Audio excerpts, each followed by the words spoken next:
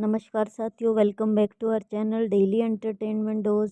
और मैं आज आपके लिए लेकर आई हूँ क्लास 7th का हमारा चैप्टर, जो कि रहने वाला है हम पंछी उन्मुक्त गगन के। तो यहाँ पर हम आज करेंगे इस पाठ की जो व्याख्या है, जो इस कविता की व्याख्या और इससे जुड़े जो भी हमारे इम्पोर्टेंट क्वेश्चन हैं वो आज की वीडियो में हम करेंगे। तो आइए शुरू करते हैं आज की वीडियो। तो जो हमारी हम पंछी उन्मुक्त गगन के जो हमारी कविता है वो शिव मंगल सिंह सुमन द्वारा लिखी गई है। और इसमें कवि ने पंछियों के माध्यम से स्वतंत्रता, आत्मनिर्भरता और संघर्ष के महत्व को दर्शाया है।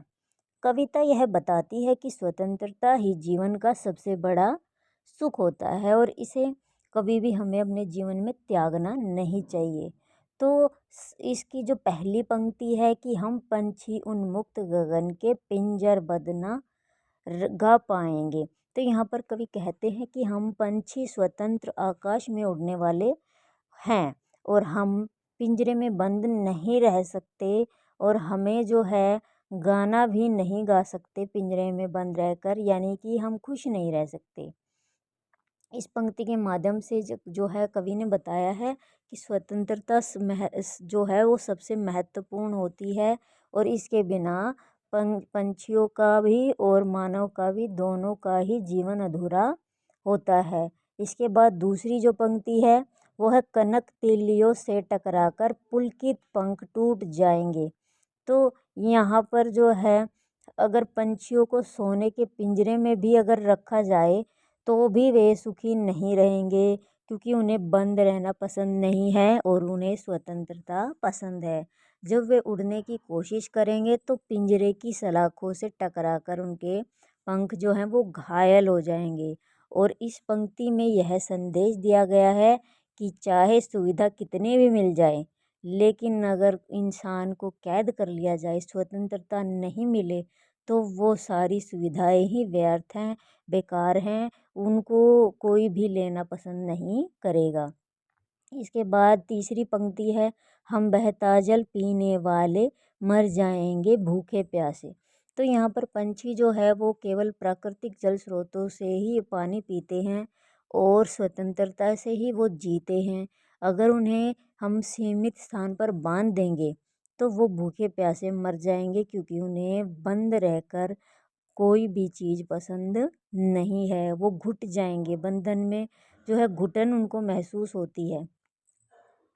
इसके बाद चौथी पंक्ति है, जिस पथ पर बंधन है हम उस पथ पर नहीं जाते। तो कवि यहाँ पर बता रहा है कि पंछी उन रास्तों पर नहीं जाना पसंद करते जहाँ उन्हें बंधनों का सामना करना पड़े। वे केवल स्वतंत्रता का आनंद लेने वाले जीव हैं।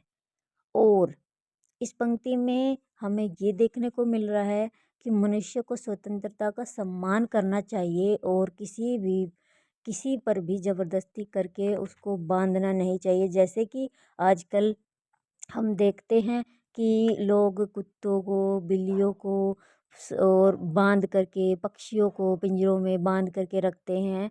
तो ऐसे नहीं करना चाहिए, उन्हें स्वतंत्र छोड़ देना चाहिए जा ताकि वो अपने जीवन का आनंद प्राप्त कर सके। तो इस प्रकार से यहाँ पर जो है कवि शिव मंगल सिंह सुमन ने यहाँ पर बताया है इस कविता में। तो अब यहाँ पर प्रश्न देखते हैं, इसके जो कुछ इम्पोर्टेंट क्वेश्चन रहने वाले हैं। तो सबसे पहला जो हमारा प्रश्न रहेगा वो है कि हम पंछी उन्मुक्त गगन के, इस पंक्ति का क्या अर्थ है। तो इस पंक्ति का अर्थ है कि हम पक्षी खुले आकाश में स्वतंत्रता से उड़ने वाले जीव हैं और हमें किसी भी प्रकार का बंधन स्वीकार नहीं है, क्योंकि स्वतंत्रता ही हमारा सबसे बड़ा सुख है। ये कवि पक्षियों का मानना है। इसके बाद है, कवि ने कनक तिलियों से क्या तात्पर्य दिया है। तो यहाँ पर कनक तिलियों का अर्थ है सोने की सलाखें, यानी एक सुंदर और मूल्यवान पिंजरा जिसे पक्षी पसंद नहीं करते। वो चाहे कितना भी सुंदर है, कितना भी महंगा है, चाहे वो सोने का ही क्यों ना है, किंतु कवि कहता है कि वह पिंजरा कितना भी सुंदर क्यों ना हो, स्वतंत्रता नहीं है तो वो बेकार है। तीसरा प्रश्न है यहाँ पर, कवि के अनुसार पंछियों का स्वभाव कैसा होता है? तो जो पक्षी हैं उनको स्वतंत्रता प्रिय होती है। वे किसी भी बंधन में रहना पसंद नहीं करते और खुले आसमान में उड़ने की उन्हें खुशी मिलती है। खुला आसमान जो कि स्वतंत्रता उनको बड़ी ही पसंद है। ये सब यहाँ पर कवि ने बताया है। इसके बाद प्रश्न नंबर 4 है कि इस कविता का मुख्य संदेश क्या है? तो इस कविता का मुख्य संदेश हम सभी जान चुके हैं कि स्वतंत्रता एक मूल्यवान चीज़ है और इसे हर जीव को मिलना चाहिए। बिना स्वतंत्रता के जीवन सुखी और आनंदमय नहीं हो सकता, चाहे वो कोई भी जीव हो, चाहे वो कोई जंतु हो, चाहे मानव हो, चाहे पक्षी हो, चाहे कोई भी हो। तो यह सबसे मूल्यवान वस्तु है स्वतंत्रता। इसके बाद है 5वां प्रश्न, कवि ने पंछियों को उन्मुक्त क्यों कहा है? तो क्योंकि बिना किसी बंधन के खुले आकाश में उड़ सकते हैं, वे किसी पिंजरे में कैद नहीं रह सकते और वे अपनी मर्जी से कहीं भी आ जा सकते हैं, इसलिए उनको उन्होंने उन्मुक्त कहा है। इसके बाद है हम बहता जल पीने वाले। इस पंक्ति से क्या आशय है? तो यहाँ पर बताया है कि प्राकृतिक रूप से जो है वो खुले रहना पसंद करते हैं, खुले स्थानों पर रहना पसंद करते हैं। झरने बहते, नदियाँ जो बहती हैं उनसे वो पानी पीते हैं। अगर उन्हें हम बांध देंगे तो वो जीवित नहीं रह पाएंगे। इसके बाद है कवि ने इस कविता में मनुष्य को क्या संदेश दिया है? तो यहाँ पर मनुष्य को संदेश दिया गया है कि जो स्वतंत्रता का महत्व है हमें उसे समझना चाहिए। वे इस संदेश को जो देते हैं, बिना स्वतंत्रता के जीवन अधूरा है, निरर्थक है। हमें किसी को भी ज़बरदस्ती किसी बंधन में नहीं रखना चाहिए, ना ही किसी पक्षी को, ना ही किसी जीव को, ना ही मानव को। जैसे कि आजकल कुत्तों को, बिल्लियों को, पक्षियों को बंदी बनाकर रखा जाता है, ये हमें नहीं करना चाहिए। इस कविता से हमें सीख क्या मिलती है बच्चों? तो स्वतंत्रता सबसे अनमोल चीज़ है। बिना स्वतंत्रता के जीवन निरर्थक है, यानी कि जीवन का कोई अर्थ नहीं है। स्वतंत्रता का आदर करना चाहिए और किसी को भी बंधन में नहीं रखना चाहिए। जीवन में संघर्ष और साहस ज़रूरी है ताकि हम अपनी स्वतंत्रता बनाए रख सकें।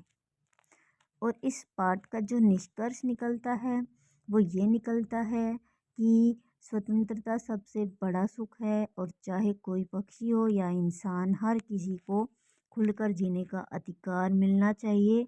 अगर हम किसी को बंधन में रखते हैं तो उनकी खुशी और जीवंतता खत्म हो सकती है।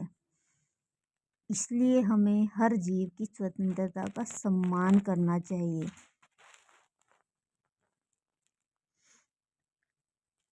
और अगर हम यहाँ पर भाषा की बात करें तो भाषा की बात में जो हमारे क्वेश्चन है वो है कि स्वर्ण श्रृंखला और लाल किरण सी में रेखांकित शब्द गुणवाचक विशेषण हैं। क्योंकि जो कविता है इसमें यहाँ पर 3 और उदाहरण दिए गए हैं। कनक तिलियाँ जो है यहाँ पर भी हमारा गुणवाचक विशेषण है। कटुक निबोरी और तारक अनार, ये यहाँ पर तीनों जगह हमारा जो है गुणवाचक विशेषण हमें देखने के लिए मिला है। इसके बाद है जो है भूखे प्यासे में हमारा द्वंद्व समास है। द्वंद्व समास जो है बेटा वो आपका चैप्टर 9 10 तक काम आएगा, आपके कॉम्पिटिटिव एग्ज़ाम तक काम आएगा। तो यहाँ पर जो भूखे प्यासे हैं यहाँ पर द्वंद्व समास है, यानी कि दोनों के बीच में लगा जो चिन्ह है जिसे सामासिक चिन्ह भी कहते हैं, जो छोटा सा डैश जिसे बोलते हैं आप, या घटा का चिन्ह भी ऐसा ही दिखता है। इस चिन्ह से और का संकेत हमें मिलता है, और यानी कि भूखे और प्यासे। तो यहाँ पर कुछ उदाहरण मैं आपको और बता देती हूँ, जैसे दाल रोटी, दाल और रोटी। अन्न जल, अन्न और जल। सुबह शाम, सुबह और शाम। पाप पुण्य, पाप और पुण्य। तो इन सभी में बेटा यहाँ पर द्वंद्व समास है। तो ग्रामर का जो हमारा पोर्शन है इसके अंतर्गत भाषा की जो बात है इसके अंतर्गत हमारा एक तो आज हमने इसमें पाठ में किया गुणवाचक विशेषण और दूसरा किया हमने द्वंद्व समास। तो इन टॉपिक्स को भी आपको ध्यान में रखना है। तो आज की वीडियो हमारी यहीं पर समाप्त होती है। मिलते हैं नेक्स्ट वीडियो में, तब तक के लिए धन्यवाद। चैनल को जिन्होंने सब्सक्राइब नहीं किया है वो चैनल को सब्सक्राइब करें। अगर किसी ने इस वीडियो को अगर आप लाइक करते हैं और आपको पसंद आई वीडियो तो इसे ज़रूर शेयर करें। तब मिलते हैं नेक्स्ट वीडियो में, तब तक के लिए धन्यवाद। Bye bye.